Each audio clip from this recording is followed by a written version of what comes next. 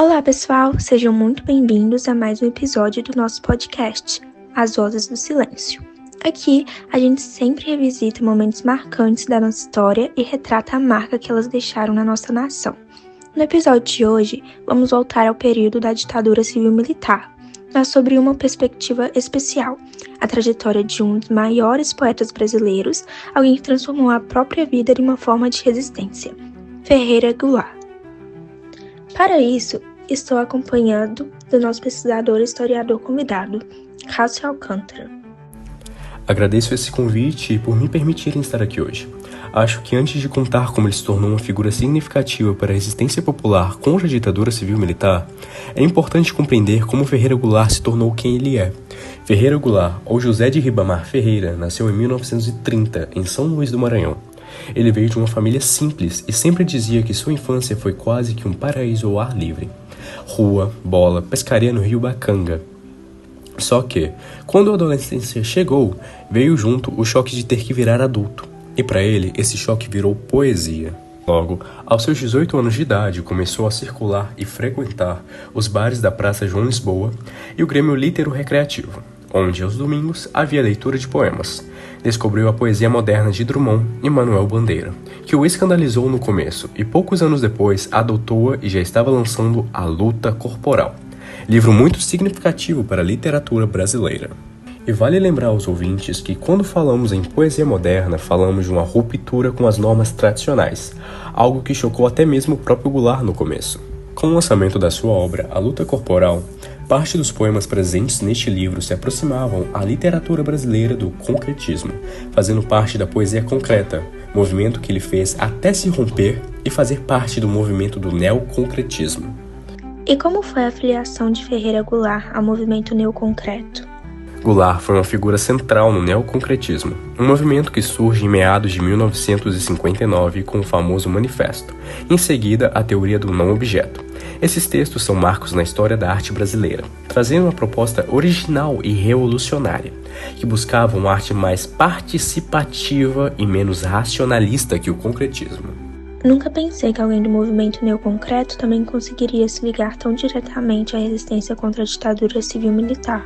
Bom, é que na verdade ele se desvinculou ao movimento neoconcreto, se despedindo através de um poema chamado O Poema Enterrado, e aí sim, na década dos anos 60, se manifesta como um elemento de resistência contra as tensões políticas da época e a ascensão do regime ditatorial civil-militar. Entre 1962 e 1966, ele publica 3 poemas em estilo de cordel. A intenção pela escolha desse estilo não era somente estética, mas também era uma forma em que ele encontrou de alcançar e se comunicar com a camada popular. Parte da população que ele buscava conscientizar sobre os eventos de repressão e violência política, artística e social. Também em 1962, Goulart é eleito presidente do Centro Popular de Cultura, o CPC, da UNE, e sua arte começa a se aproximar totalmente da política e 2 anos depois entra para o Partido Comunista Brasileiro, PCB, participando ativamente da mobilização cultural e política, consequentemente virando alvo do sistema. A partir do momento que ele se filiou ao PCB, ele foi perseguido e exilado assim como outros revolucionários da época, né? Sim, porque após o golpe de 1964, Goulart foi processado e preso na Vila Militar, no Rio de Janeiro. Quando percebeu que a repressão ia aumentar cada vez mais, ele desaparece da vida pública e vai para a clandestinidade. E depois, para sobreviver, precisa literalmente fugir do país. Passa por Moscou, Santiago, Lima e finalmente Buenos Aires. Em Buenos Aires, ele teve relatos mais intensos, que vivenciou o desaparecimento de amigos, o sequestro de exilados e viveu um grande período de medo e insegurança, com medo de ser a próxima vítima dos agentes militares. E foi nesse contexto que ele escreveu o poema, nomeado Poema Sujo, que retrata a violência e o sofrimento sofrido pelos perseguidos e exilados e também por ele mesmo. O impacto pela publicação do poema fez com que ele voltasse ao Brasil em 1977, momento em que ele foi preso e torturado, relatando que foi brutalmente espancado e recebeu diversos choques em seu corpo.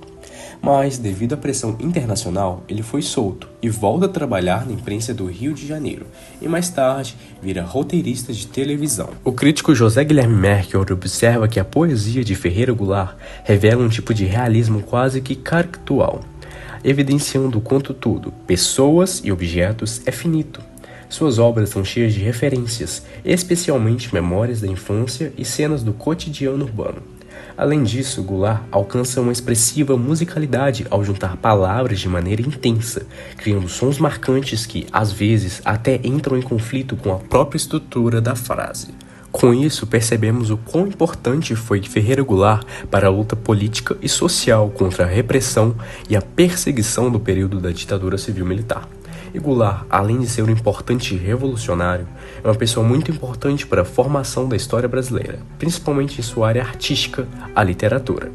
E mesmo após a sua libertação em 1977, ele continuou buscando exercitar sua arte de forma crítica, continuando a sua defesa aos seus ideais revolucionários e opositores ao sistema ditatorial.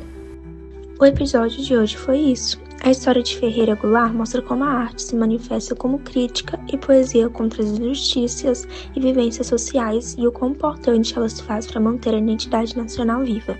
Obrigada por ouvirem mais um capítulo da nossa história. Até a próxima.